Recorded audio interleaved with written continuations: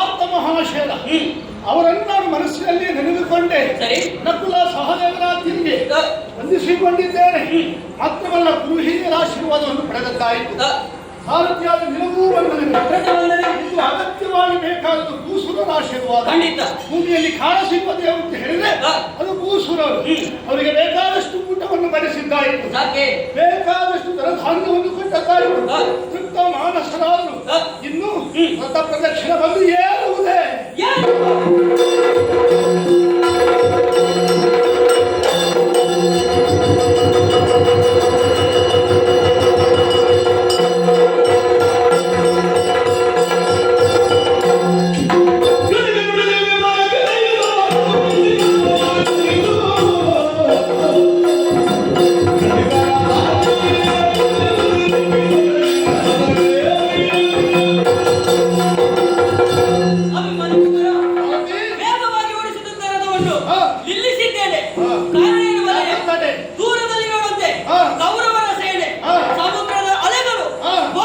ಯಾವ ರೀತಿ ಅಪ್ಪಳಿಸುತ್ತ ತಡಕ್ಕೆ ಬರುತ್ತಾ ಇದೆಯೋ ಅದೇ ರೀತಿಯಲ್ಲಿ ಗೋಚರಿಸುತ್ತಾ ಉಂಟು.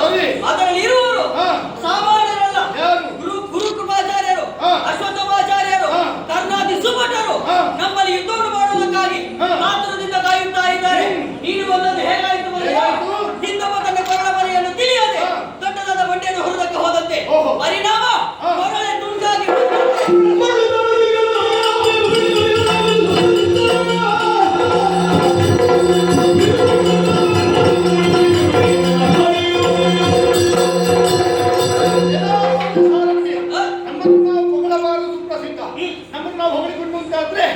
ನಾವು ಬಂದ ಹಾಗೆ. ಆದ್ರೆ ನಿನಗೆ ಧೈರ್ಯಕ್ಕೆ ಬೇಕಾಗಿ ನಾನು ವಾಕ್ಯವನ್ನ ಆಡ್ತೇನೆ. ಪೌರವಾದ ಹರಣವನ್ನು ಹೋದ ತಲೆ ಕರೆದು ಅವಗಣಿಸಿದ ವಾಸವನ ಸತಿಸುವೆನು, ವರ್ಗವನ ಜವನ ಜಮಗರಿಸುವೆನು.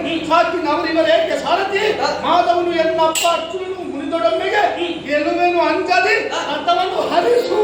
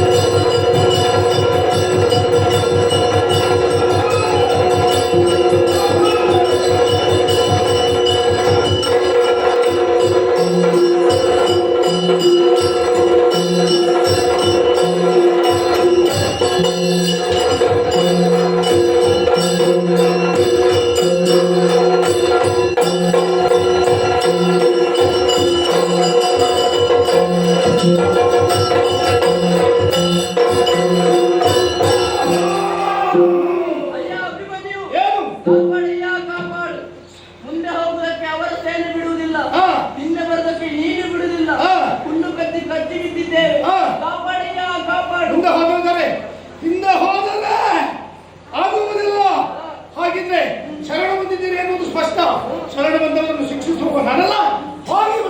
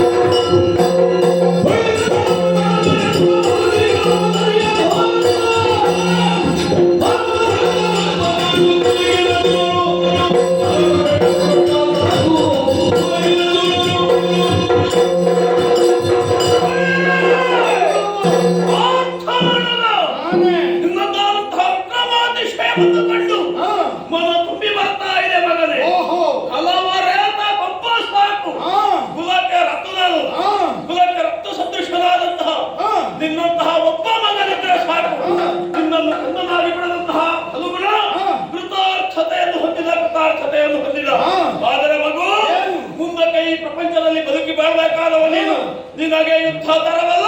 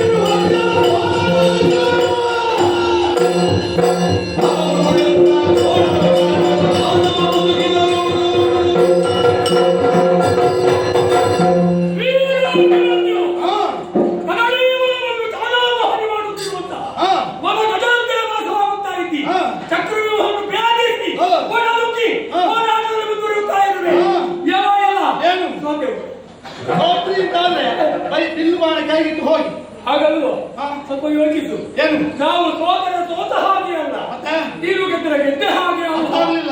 ಆಗ ನಾನು ಯುದ್ಧ ಮಾಡಿದ್ರೆ ಬಿಟ್ಟದ್ದೇನೆ ಉಂಟು. ಹೇಳೇ ಮಗು, ನೀನು ಶಿಶು.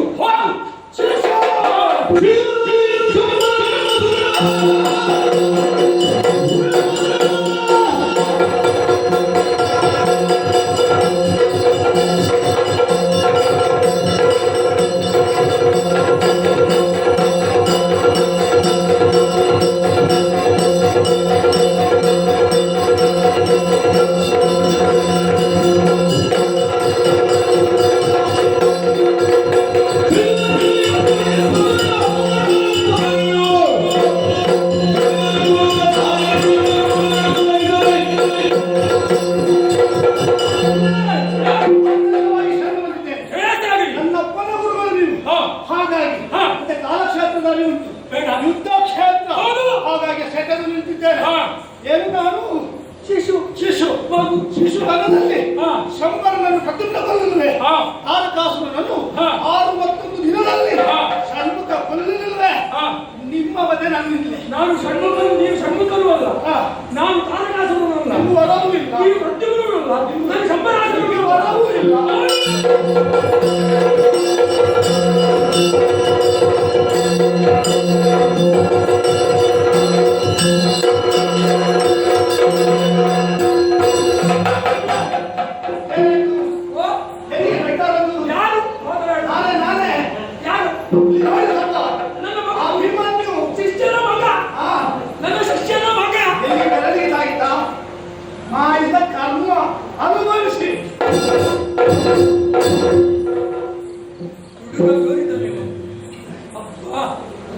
ಷಣ್ಮುಖನಂತೆ ಇವ, ಪ್ರದ್ಯುಮ್ನಂತೆ ಇವ ಹೇಳಿದಂತೆ ನಡೆದಿದ್ದಾನೆ, ಕೃತ್ಯವನ್ನು ಮಾಡಿದ್ದಾನೆ ಅಲ್ಲ.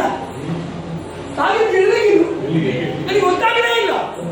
ನನ್ನ ಹೆಬ್ಬೆರಳಿಗೆ ಅವ ಹೇಳಿದ್ದಲ್ಲ ಅರ್ಥ ಉಂಟು. ಈ ಹಿಂದೆ ಮಾಡಿದ್ದನ್ನು ಅನುಭವಿಸುತ್ತ ಹೇಳಿದ್ದಲ್ವ. ನಾನು ನನ್ನ ಶಿಷ್ಯನಿಗೆ ಬೇಕಾಗಿ, ಶಿಷ್ಯನ ಉನ್ನತಿಗೆ ಬೇಕಾಗಿ, ಇವನ ಅಪ್ಪನಿಗೆ ಬೇಕಾಗಿ, ನನ್ನ ಶಿಷ್ಯ ಅವರ ಅಪ್ಪನಿಗೆ ಬೇಕಾಗಿ ಆ ಎತ್ತರದ ಕಾಣದಿರಾದ ಅವಾಗ ನನ್ನ ಹೆಬ್ಬೆರಳನ್ನು ರಕ್ಷಣೆಗೆ ಪಡೆದುಕೊಂಡೆ.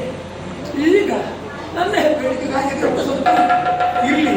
ಈಗ ಯುದ್ಧ ನಿಲ್ಲಿಸುವುದಲ್ಲ, ಯುದ್ಧ ವಿರಾಮ ಇಲ್ಲ. ನಮ್ಮದು ಯುದ್ಧ ವಿರಾಮ ಇಲ್ಲ. ಯುದ್ಧ ಇದ್ದರೆ ನಮ್ಮದು ಓ ಕಣ್ಣ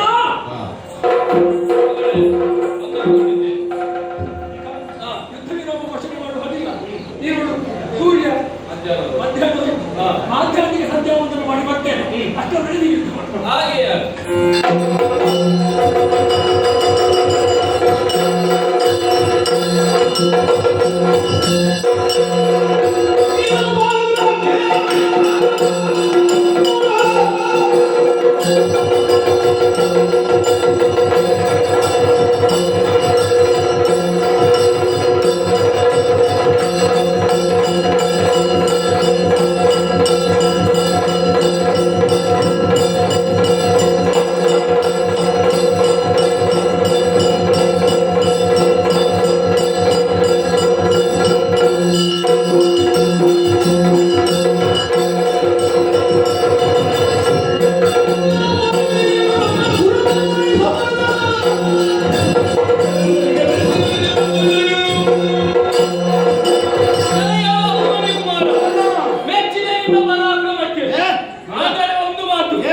ನಿನ್ನ ಮುಂದೆ ಬಂದವ ಸಾಮಾನ್ಯನಲ್ಲ. ಒಂದು ಕಾಲದಲ್ಲಿ ನಿನ್ನ ತಂದೆಯ ಜೊತೆ ಪರೀಕ್ಷಾ ರಂಗದಲ್ಲಿ ಕಾಲಾಗಾಡಿಯಾಗಿ ಯುದ್ಧ ಮಾಡಿದಂತಹ ಧೀರಕರ್ಣ ನಾನು. ನಿನ್ನ ಬಗ್ಗೆ ನನಗೆ ಗೊತ್ತಿಲ್ಲ ಅಂತ ಭಾವಿಸಿದೆಯೋ? ಬಾಯಿ ಬದುಕ ಗೌರವನ ಪಕ್ಷದಲ್ಲಿ ಯಾರು ಅಂತ ಕೇಳಿದ್ರೆ ಅದು ನಿನ್ನದು. ನಿನ್ನ ಬಡಿವಾದ ಮಾತ್ರ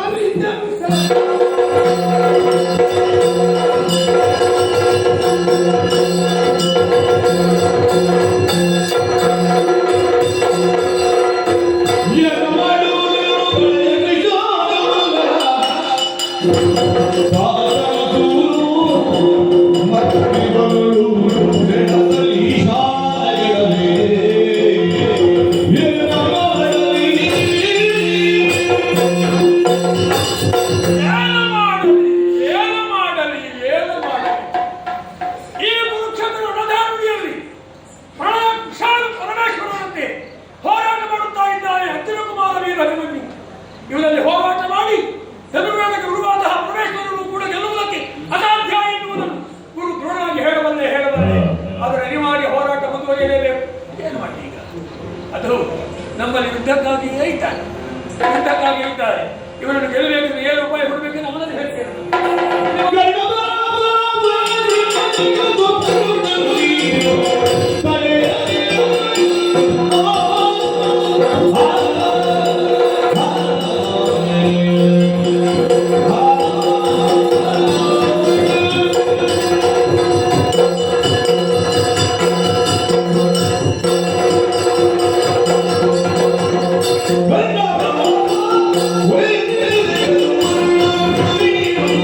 Hey!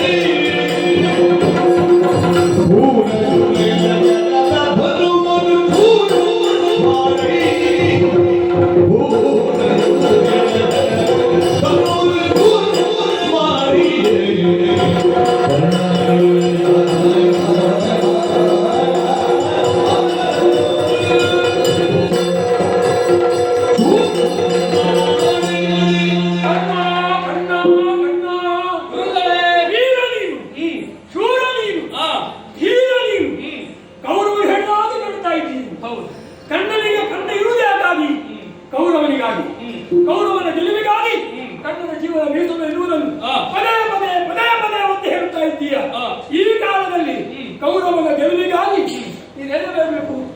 ವೈರಿ ಸೇನೆಯಲ್ಲಿ ಸುಪರ್ಣ ಹೇಗಿದ್ದಾನೋ ಆ ಸುಪರ್ಣನ ಹಾಗೆ ನೀನಿರ್ಬೇಕು. ವೈರಿಗಳ ಸುಪರ್ಣನಂತೆ ನೀನು ಹೇಳ್ತಾ ಇದ್ದ ಹಾಗೆ ಏನು ಮಾಡಬೇಕಾದ ನೀನು ನಾನು ಯುದ್ಧ ಮಾಡ್ತಾ ಇದ್ದೇನೆ. ಯುದ್ಧ ಮಾಡ್ತಾ ಇದ್ದ ಹಾಗೆ ಹಿಂದಿನಿಂದ ಬಂದು ಅವನ ಧರ್ಮವನ್ನು ಏನು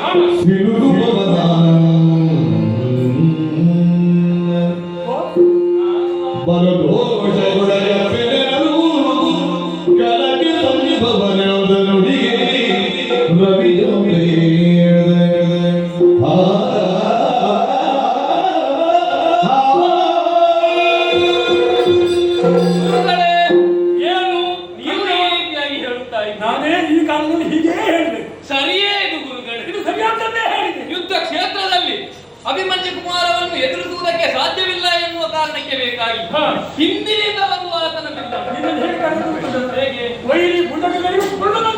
ಇಷ್ಟು ಹೊಗಳುವಾಗ ನಾನು ಯೋಚನೆ ಮಾಡಬೇಕಿತ್ತು. ಯಾಕೆ ಈ ಕಾಲದಲ್ಲಿ ನನ್ನನ್ನು ಹೊಗಳುತ್ತಿದ್ದಾರೆ ಅಂತ. ಅಲ್ಲ, ಯುದ್ಧ ರಂಗದಲ್ಲಿ ಬಂದು ಈ ರೀತಿ ಹೊಗಳುವುದಕ್ಕುಂಟೆ ಅಲ್ಲ, ಹೊಗಳಿದ್ರೆ ಯುದ್ಧ ಮಾಡುವುದು. ಯಾವ ಯುದ್ಧ? ಧರ್ಮ ಯುದ್ಧ. ಈ ಧರ್ಮ ಯುದ್ಧದಲ್ಲಿ ನಾವು ಅಧರ್ಮದ ಹಾದಿಯನ್ನು ಹಿಡಿಯುವುದಕ್ಕುಂಟೆ. ಇದು ಧರ್ಮವೇ, ನ್ಯಾಯವೇ? ಯಾವುದು ಧರ್ಮ, ಯಾವುದು ಅಧರ್ಮ? ನಾವೀಗ ಧರ್ಮದಲ್ಲಿ ಯುದ್ಧ ಮಾಡುವುದಕ್ಕೆ ಹೊರಟವಲ್ಲ. ಧರ್ಮ ಯುದ್ಧ, ಅಧರ್ಮ ಯಾವುದು ಹೇಳು? ಅಧರ್ಮ ನೀವೀಗ ಹೇಳಿದ್ದು ಅಧರ್ಮ. ಹಿಂದೆಯಿಂದ ಹೋಗಿ ಬಿಲ್ಲು ಕತ್ತರಿಸುವುದು ಅದು ಅಧರ್ಮ ಅಂತ. ಅಧರ್ಮವೇ? ಅಧರ್ಮದ ದಾರಿ ಹೇಳಿದ್ದು ಧರ್ಮದ ಯುದ್ಧ. ಧರ್ಮ ಅಧರ್ಮ ಎನ್ನುವುದರ ಬಗ್ಗೆ ವಿಮರ್ಶೆ ಮಾಡಿ ಉತ್ತರ ಕೊಡುವುದಕ್ಕೆ ಸಮರ್ಥರು ಅನೇಕರಿದ್ದಾರೆ. ಕೇವಲ ನಾವು ನಿಮಿತ್ತ ಮಾತ್ರ. ಕೌರವನಿಗಾಗಿ ಹೋರಾಟ, ನಿನ್ನ ಬದುಕು ಕೌರವನಿಗಾಗಿ. ನಾವು ಏನು ಮಾಡುತ್ತಿರುವುದು ಕೂಡ ದ್ರೋಣನಿಗೆ ಜಯವಲ್ಲ, ಕರ್ಣನಿಗೆ ಜಯವಲ್ಲ. ಏನು ಮಾಡಿ ಬಿದ್ದರೂ ಕೂಡ ಕೌರವನಿಗೆ ಜಯ ಎನ್ನುವುದು ಸೀಮಿತವಾಗಿದೆ. ನಾವು ಸೋತರೂ ಕೂಡ ದ್ರೋಣನ ಸೋಲು ಅಂತ ಹೇಳಲಿಕ್ಕಿಲ್ಲ, ಕರ್ಣನ ಸೋಲು ಅಂತ ಹೇಳಲಿಕ್ಕಿಲ್ಲ. ಆದ್ದರಿಂದ ನಾವು ನಿಮಿತ್ತ ಮಾತ್ರ. ಕುರುಕ್ಷೇತ್ರ ರಣಧಾಮಣಿಯಲ್ಲಿ ಹೋರಾಟ ಮಾಡಿ ಗೆಲ್ಲಬೇಕಾದ್ದೇ ಮುಖ್ಯ. ಆದ್ದರಿಂದ ಹೋರಾಟ ಮಾಡ್ತಾ ಇದ್ದ ಹಾಗೆ ಅವರ ಧರಿಸಿಕೊಂಡರೆ ಧರ್ಮ ನಮಗೆ ಬೇಡ, ಕೌರವನಿಗ ನಿಮ್ಮ ಮಾತಿನ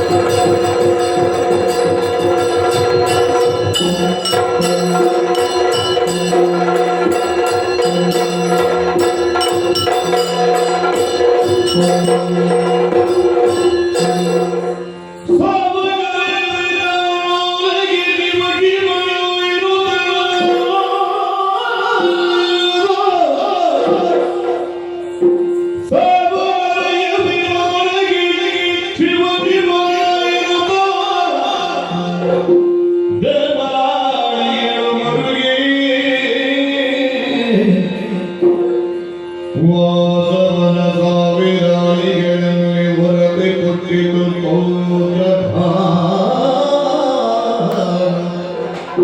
ಸ್ನೇಹದೊಡಲಿಗಳು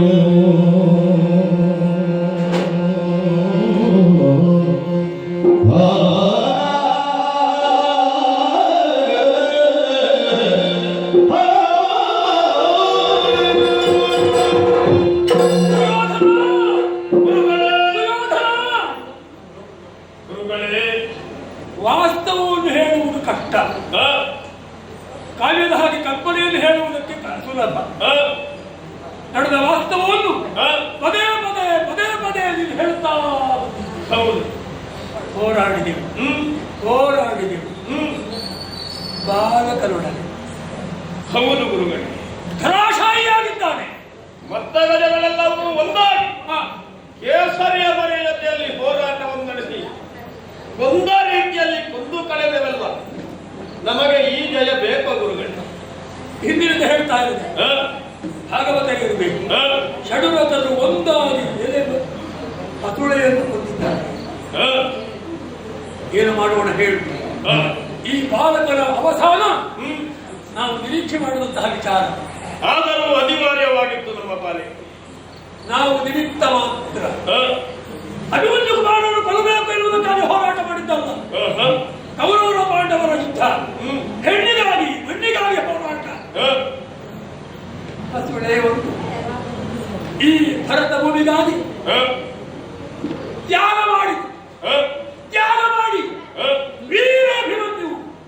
ವೀರಾಭಿಮನ್ಯು ಭಾರತ ರತ್ನ ನಿಲ್ಲುವಂತಹ ಘೋಷಣೆ. ನಿಜ ಅರ್ಥದಲ್ಲಿ ಇದು ವಾಸ್ತವ. ಭಾರತ ರತ್ನ ಹೇಳಬೇಕಾದ ಯಾರಿಗೆ?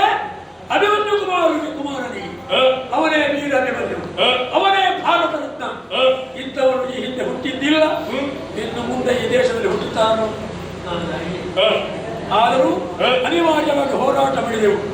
ನನ್ನ ಪರ್ವ ಮುಗಿದಿಲ್ಲ.